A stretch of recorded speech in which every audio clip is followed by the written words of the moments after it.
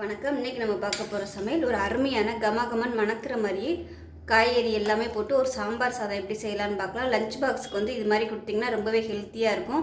One part குக்கிங்காக இருக்கும். அதாவது ஒரே சமையலில் காய்கறியும் போட்ட மாதிரி ஆயிடுச்சு, நமக்கு பருப்பும் கொடுத்த மாதிரி இருக்கும், வேலையும் சீக்கிரம் முடிஞ்சிடும். ஸோ வாங்க எப்படி செய்யலாங்கிறத பார்க்கலாம். இப்போ குக்கர் எடுத்துக்கலாம். குக்கர் சூடானது அது தேவையான அளவுக்கு எண்ணெய் சேர்த்துக்கலாம். நான் வந்து இன்றைக்கி வெறும் எண்ணெய் மட்டும்தான் சேர்க்குறேன். நீங்கள் வந்து நெய்யும் சேர்த்து நீங்கள் சேர்த்துக்கலாம். இப்போ எண்ணெய் சூடாகட்டும். ஒரு பாத்திரத்தில் பார்த்தீங்கன்னா 100 கிராம் அளவுக்கு அரிசி எடுத்திருக்கேன். இந்த டம்ளரில் பார்த்தீங்கன்னா இந்த மாதிரி சின்ன டம்ளரில் எடுத்திருக்கேன். 100 கிராம் அரிசி, 100 கிராம் அளவுக்கு துவரம்பருப்பு, ரெண்டையும் நல்லா கழுவிட்டு நல்லா 5 டம்ளர் தண்ணி ஊற்றி ஊற வச்சுருக்கேன். ஊற வச்சிங்கன்னா தான் நல்லா குழைவாக வரும். அதனால் எப்பவுமே ஒரு அரை மணி நேரமோ இல்லை ஒரு 1/4 மணி நேரமோ ஊற வச்சிங்கன்னா தான் நல்லாயிருக்கும். இப்போ எண்ணெய் நல்லா சூடாயிருச்சு. ஒரு டீஸ்பூன் போல் கடுகு சேர்த்துக்கலாம். ஒரு டீஸ்பூன் போல் உளுந்து சேர்த்துக்கலாம். ஒரு டீஸ்பூன் ஜீரகம், ஒரு 4 வெந்தயம் சேர்த்துக்கலாம். ரொம்ப சேர்க்க வேணாம், கொஞ்சமாக வாசனைக்காக சேர்த்துக்கலாம். அது கூடவே 3 வரமிளகாய் சேர்த்துக்கலாம். முந்திரி பருப்பு ஆப்ஷனல் தான், விருப்பப்பட்டால் சேர்த்துக்கலாம். எவ்வளோ வேணுமோ நீங்கள் அவ்வளோ சேர்த்துக்கலாம். நல்ல ஃப்ளேவராகவும் இருக்கும், டேஸ்ட்டாகவும் இருக்கும். கருவேப்பிலை. இப்போ இதில் சின்ன வெங்காயம் முழுசாக அப்படியே சேர்த்துக்கலாம். நான் வந்து ஒரு 20 சின்ன வெங்காயம் எடுத்துருக்கேன்.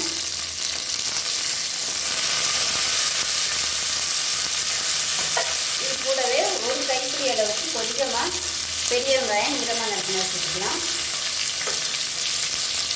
சின்ன வெங்காயம் தான் சாம்பாருக்கு வந்து நல்லாயிருக்கும். பெரிய வெங்காயம் கொஞ்சம் நல்லா அதுவும் ஒரு ஸ்வீட்னஸ் கொடுக்கும். அதனால் ரெண்டுமே கலந்து சேர்த்திங்கன்னா நல்லாயிருக்கும். இல்லை வெறும் பெரிய வெங்காயம் தான் சேர்க்க முடியும் அப்படின்னாலும் நீங்கள் அதை மட்டும் கூட சேர்த்துக்கலாம். இப்போ இதில் ஒரு பச்சை மிளகாய் 2லேருந்து ஒரு 3 சேர்த்துக்கோங்க. இந்த சாம்பாருக்கு வெங்காயம் வந்து நல்லா வதங்கணும். அப்போ தான் நல்ல டேஸ்ட்டாக இருக்கும் சாம்பார் சாதம் அந்த ஃப்ளேவரோட. அதனால் எப்போயுமே வெங்காயத்தை வந்து நல்லா வதக்கிக்கோங்க. இப்போ வெங்காயம் வதங்கிட்டு இருக்குது. இப்போ அதில் பார்த்தீங்கன்னா காய்கறிகள் எடுத்து வச்சுருக்கேன். முருங்கைக்காய், கேரட்டு, கேப்சிகம் வந்து ஒரு 5-6 பீஸ் எடுத்திருக்கேன். அதே மாதிரி பீன்ஸு, பட்டாணி. இது பார்த்திங்கன்னா கத்திரிக்காய் வந்து நறுக்கி தண்ணியில் ஊற வச்சுருக்கேன். காய்கறிகள் வந்து உங்களோட விருப்பம் தான். என்கிட்ட இப்போதைக்கு இந்த காய் இவ்வளோ தான் இருக்குது, அதனால் சேர்த்துருக்கேன். இதில் உருளைக்கிழங்கு சேர்க்குறதுனால சேர்த்துக்கலாம். நாட்டு காய்கறிகள் சேர்த்திங்கன்னா நல்லாயிருக்கும். அவரைக்காய்லாம் சேர்த்திங்கன்னா நல்லா டேஸ்ட்டாக வரும். உங்களோட விருப்பம்னா எது பிடிக்குமோ நீங்கள் அதை சேர்த்துக்கோங்க. பூசணிக்காய் இருந்தாலும் நீங்கள் அதை சேர்த்துக்கலாம், அதுவுமே நல்லாயிருக்கும். இப்போ நான் வந்து 100 கிராம் அளவுக்கு அரிசி எடுத்திருக்கேன். ஸோ அந்த அளவுக்கு தான் காய்கறி எடுத்திருக்கேன், பார்த்துக்கோங்க. இதில் முருங்கைக்காய் ஒரு 5-6 பீஸு, பட்டாணி பார்த்திங்கன்னா கொஞ்சமாக ஒரு கைப்பிடி அளவுக்கு, அதே மாதிரி 3 பீன்ஸ் வந்து நறுக்கி வச்சுருக்கேன். குடமிளகா பார்த்திங்கன்னா ஒரு 5-6 பீஸ் எடுத்திருக்கேன். அதே மாதிரி கேரட்டும் பார்த்திங்கன்னா ஒரு 10 பீஸ் வர மாதிரி எடுத்திருக்கேன். கொஞ்சம் கொஞ்சம் ஒவ்வொரு ஸ்பூன் வர மாதிரி எடுத்திங்கனாலே உங்களுக்கு எல்லாமே நிறையா வந்துடும். இப்போ பாருங்கள், வெங்காயம் நல்லா வதங்கிடுச்சு. இந்த ஸ்டேஜில் தக்காளி சேர்த்துக்கலாம். ஒரு 2 தக்காளி, மீடியம் சைஸாக ஒரு 2 தக்காளி சேர்த்துக்கலாம்.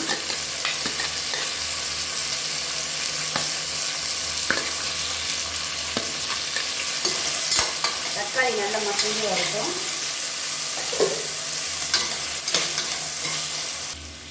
கொஞ்சமாக உப்பு சேர்த்துக்கலாம். அப்போ தான் அந்த தக்காளி வந்து நல்லா மசிஞ்சு வரும்.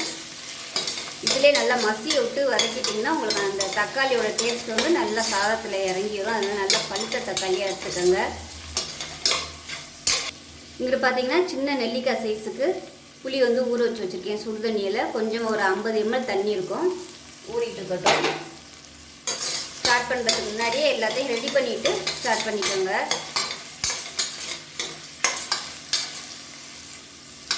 இப்போ தக்காளி ஓரளவுக்கு வதங்கிடுச்சு, இன்னும் மசியலை. இப்போ நம்ம காய்கறி வேகிறதுக்கு டைம் எடுக்கும். இப்போ அந்த ஸ்டேஜில் வந்து தக்காளி நல்லா மசிய ஆரம்பிச்சிடும்.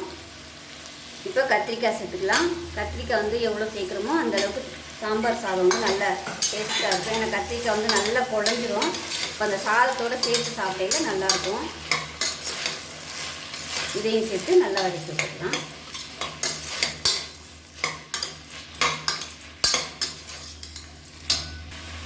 இப்போ காய்கறிகள் வந்து நல்லா வதங்கிடுச்சு. இப்போ பொடி சேர்த்துக்கலாம். இது வந்து நான் சாம்பார் பொடி சேர்க்கல, வெறும் தனியா பொடியும் மிளகாத்தூள் தான் சேர்த்துருக்கேன். அதாவது 1 டேபிள் ஸ்பூன் 2 டேபிள் ஸ்பூன் தனியாத்தூள், காரத்துக்கு ஏற்ற மாதிரி 2 டேபிள் ஸ்பூன் மிளகாத்தூள் சேர்த்துக்கலாம். தனியாத்தூள் வந்து வீட்டில் அரைச்சி வச்சது தான். நீங்கள் வெளியில் வாங்குகிற தனியாத்தூள் சேர்க்குறதுனாலும் சேர்த்துக்கோங்க. வெறும் தனியாத்தூள் தான் சேர்த்துருக்கேன். இல்லைன்னா சாம்பார் தூள் வச்சுருந்தீங்கனாலும் நீங்கள் அதை சேர்த்துக்கலாம். நான் சாம்பார் தூள் போடலை, வெறும் தனியாத்தூள் தான் போட்டிருக்கேன். இதையும் சேர்த்து நல்லா வதக்கி விட்டுக்கலாம். அடுப்பு வந்து குறைச்சி வச்சுக்கோங்க.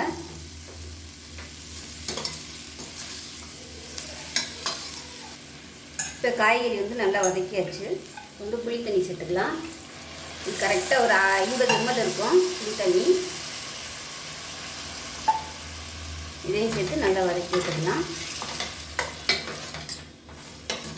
இது வந்து கொஞ்சம் கொதிக்க ஆரம்பிக்கட்டும். இப்போ இதில் மஞ்சத்தூள் கொஞ்சமாக சேர்த்துக்கலாம். நான் வந்து தனியாத்தூள் வீட்டில் அரைச்சது தான், மஞ்சத்தூள் சேர்த்து தான் அரைச்சி வச்சுருக்கேன். இது கொஞ்சம் பத்தாதனால இப்போ மஞ்சத்தூள் வந்து கொஞ்சமாக சேர்த்துருக்கேன். இது வந்து கொதிக்க ஆரம்பிக்குது. இப்போ இங்கே பார்த்தீங்கன்னா நம்ம அரிசி ஊற வச்ச தண்ணி இருக்கு இல்லையா, அது வந்து கொஞ்சம் லைட்டாக சூடு பண்ணி வச்சுருக்கேன். அதை சேர்த்துக்கலாம். இது வந்து கொதிக்க ஆரம்பிக்கவும் நம்ம அரிசியை சேர்த்துக்கலாம். இதில் கொஞ்சமாக பெருங்காயத்தூள் சேர்த்துக்கலாம். இப்போ தண்ணி நல்லா கொதிக்க ஆரம்பிக்குது பாருங்கள். இந்த ஸ்டேஜில் நம்ம அரிசியும் துவரம் பருப்பையும் சேர்த்துக்கலாம்.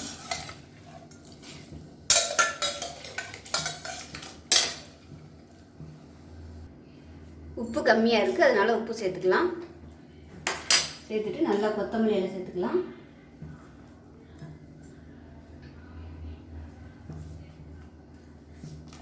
நல்லா கலந்து விட்டுட்டு மூடி வச்சிடலாம்.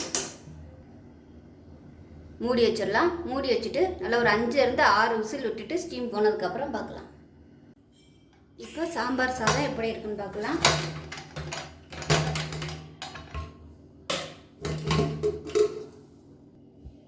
இப்போ பாருங்கள், நல்லா குழைவாக சூப்பராக வந்திருக்கு. உங்களுக்கு ரொம்ப தண்ணியாக இருக்குது அப்படின்னு நினச்சிங்கன்னா கொஞ்சம் நேரம் வற்ற விட்டுக்கோங்க. ஆறுச்சுன்னா உங்களுக்கு சரியாக வரும். லஞ்ச் பாக்ஸ் கொடுக்கையில் இந்த மாதிரி இருந்தால் தான் உங்களுக்கு ஆறுனதுக்கப்புறம் கெட்டியாகும். அதனால் கொஞ்சம் தளதலைன்னு வச்சுக்கிட்டிங்கன்னா தான் உங்களுக்கு நல்லா கெட்டியாகும். ஏன்னா பருப்பு சேர்த்துக்கிறதுனால எப்போயுமே பருப்பு வந்து ஆறுனதுக்கப்புறம் கெட்டியாகிட்டே வரும். அவ்வளோதான். எனக்கு வந்து இந்த மாதிரி இருந்தால் தான் பிடிக்கும். அது ஆறுச்சுன்னா சரியாக வந்துடும். நான் இதோட விட்டுறேன். அவ்வளோதான். ஸோ அருமையான சாம்பார் சாதம் ரெடி ஆயிடுச்சு. ஸோ செஞ்சு பாருங்கள். ரொம்ப சிம்பிளாக 1 part குக்கிங். ஒரே இதில் முடிச்சிடலாம். நெய் வேணும்னா நீங்கள் விருப்பப்பட்ட நெய் சேர்த்துக்கலாம். இல்லை தாளிக்கிறது வந்து கடைசியாக தாளித்து கொட்டினா தான் பிடிக்கும் அப்படின்னு நினச்சிங்கன்னா தாளிக்கிற ஐட்டங்கள் வந்து எதுவுமே சேர்க்காமல் வெறும் வெங்காயம், தக்காளி, காய்கறிகளை மட்டும் எண்ணெயில் லைட்டாக வதக்கிட்டு இது மாதிரி பண்ணிவிட்டு லாஸ்ட்டாக கூட நீங்கள் தாளித்து விட்டுக்கலாம். நல்லாயிருக்கும். ஸோ அருமையாக இருக்கும். செஞ்சு பாருங்கள். செஞ்சு பார்த்துட்டு எப்படி இருந்துச்சுங்கிறத சொல்லுங்கள். வீடியோ பிடிச்சிச்சின்னா லைக் பண்ணுங்கள், கமெண்ட் பண்ணுங்கள், சேனலை சப்ஸ்கிரைப் பண்ணுங்கள், பக்கத்தில் பெல் பட்டனையும் ப்ரெஸ் பண்ணுங்கள். நன்றி.